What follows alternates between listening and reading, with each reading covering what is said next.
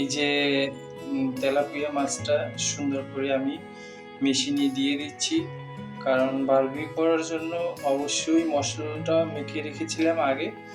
আর এই যে দেখেন আমি এখন মেশিনের উপর সুন্দর করে তুলে দিয়েছি। আর এই যে দেখেন অলরেডি আমি ঘ্যাসে মানে বারবিকিউর জন্য মাছটা তুলে দিয়েছি।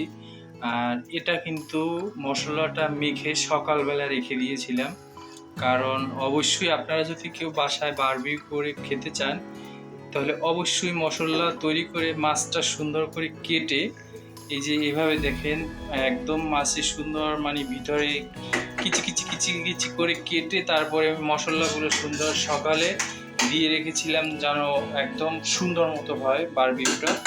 আর এদিকে দেখেন এই যে এই কড়ার ভিতরে আমি মশলা তৈরি করে রেখেছি। এই যে এটা মানে এটা আগুনের ভিতরে যতটা জ্বালাবো ততটা বারবিকিউটা সুন্দর হবে। আর মশলাটা সুন্দর করে দিতে হবে এর ভিতরে। এই যে দেখেন অনেক সুন্দর করে কিন্তু আমি বারবিকিউটা সুন্দর করে পোড়াচ্ছি। আর এটা প্রথম সাইডটা পোড়াচ্ছি, দ্বিতীয় সাইডটা আবার পোড়ানো হবে। গ্যাস কমানো। এই যে এখন আবার উল্টিয়ে দিলাম দ্বিতীয় সাইডটা, কারণ এপিট উপিট না করে দিলে অবশ্যই কিন্তু মাছটা পুড়ে যাবে বেশি করে। আর যারা বাসায় করে খেতে চান অবশ্যই কেয়ারফুলি করবেন বারবিকিউটা, তাহলে আপনারা অবশ্যই মানে বাহিরের স্বাদটা বাসায় বয়ে নিতে পারবেন। আর এই পর্যায়ে আমি দেখেন আমি কিন্তু মশলাটা সুন্দর করে একটা ব্রাশ দিয়ে, এটা মানে আমি বারবিকিউ করার জন্য অবশ্যই ব্রাশটা কিনেছিলাম। আর সুন্দর করে আমি মশলাটা মাছের ভিতরে লাগিয়ে দিচ্ছি। এই যে দেখেন। আর গ্যাসের চুলাটা তো অবশ্যই চলতে আছে। গ্যাসের চুলাটা অবশ্যই আপনারা লোতে রাখবেন, কারণ দেখেন আমি কিন্তু একদম লোতে রাখছি, মানে হাই না, একদম লো। আর মাছের কালারটা কিন্তু অলরেডি দেখেন চলে আসছে, কারণ যত জাল হবে তত বারবিকিউটা সুন্দর হবে আর দেখতেও অসাধারণ হবে। এই যে দেখেন আপনারা অবশ্যই চেষ্টা করলে বাসায় করে খেতে পারেন, কিন্তু আপনাদের একটা জিনিস দরকার হবে। এই যে দেখেন আমরা যে বারবিকিউটা করতেছি, যে হাতে যে মেশিনটা মানে যেটার ভিতর দিয়ে মাছটা রাখছি, এটা অবশ্যই নিজেদের হাতে আমরা বানিয়েছি। আর আপনারা চেষ্টা করলে বাজার থেকে কিনেও নিতে পারবেন বা বানিয়েও নিতে পারবেন। আর মশলা কিন্তু আমরা সুন্দর করে লাগাচ্ছি, তাই না?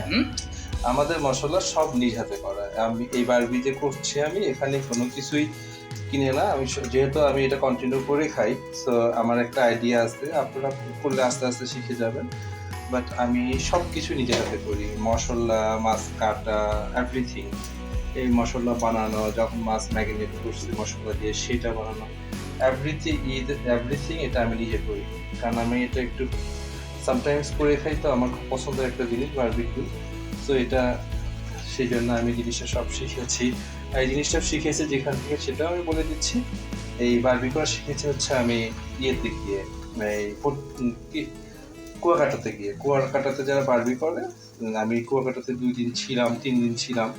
দেন যখন আমার একটু ভালো লেগে যায় তখন যারা বারবিকিউ তাদের সাথে আমার কথা বলে 3 দিন আমি তাদের কাছ থেকে শিখেছি। তখন তারা বলছে ভাই সমস্যা নেই, আপনি আসেন, আপনাকে আমরা শিখাইয়ে দিব। সেই জন্য আমি পুরাটাই ওনাদের কাছ থেকে শেখার বারবিকিউ করাটা শিখেছি। জানি আপনাদের তো তার খাওয়ানোর সুযোগ হয় নাই আমার, হয়তো খেলে বুঝতে পারতেন যে আসলে কতটুকু আমি পারফেক্ট করছি আর কি বারবিকিউটা।